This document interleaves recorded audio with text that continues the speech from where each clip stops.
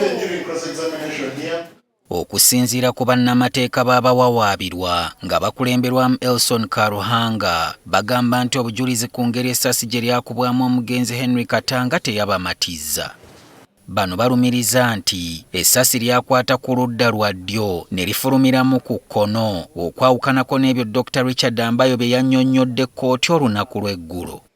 Bannamateeka bano bakubye ebituli mu bukugu bw'omusawo ono nga bagamba nti yagenze okuyingira akaguli okuwa obujulizi ng'endowooza ye yasalidde dda abawawaabirwa omusango nga kirabika yatambulidde na ku byamugambiddwa omusirikale eyakulira okunoonyereza ku musango guno Sergeant David Beteise.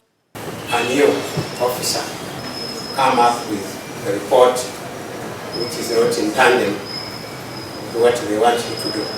My lord, that's not correct. Bano balumiriza nti wandibaawo ekigendererwa ky'okulowoozesa kkooti nti Katanga ekyasi si ye yakyekuba.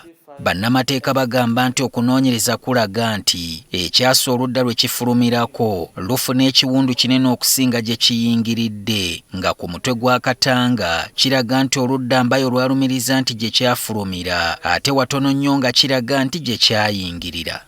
Ambayo era alemeddwa n'okunnyonnyola kkooti ekika ky'emmundu eyinza okuba nga ye yakozesebwa wadde okulambulula ku kyasi ekyayita mu mutwe gwa Katanga.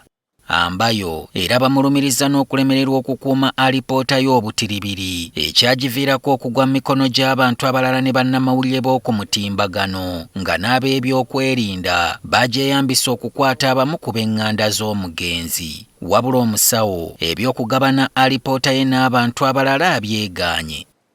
Ekirala bagambe nti Ambayo yalimbidde mu kirayiro kye yakubye nti omuntu eyabalaga omulambo gwa Katanga mu ggwanika e Mulago yali muwala we Martha Nkwanzi era kino akikkiriza n'akakasa nti ddala ye Nkwanzi tamumanyi.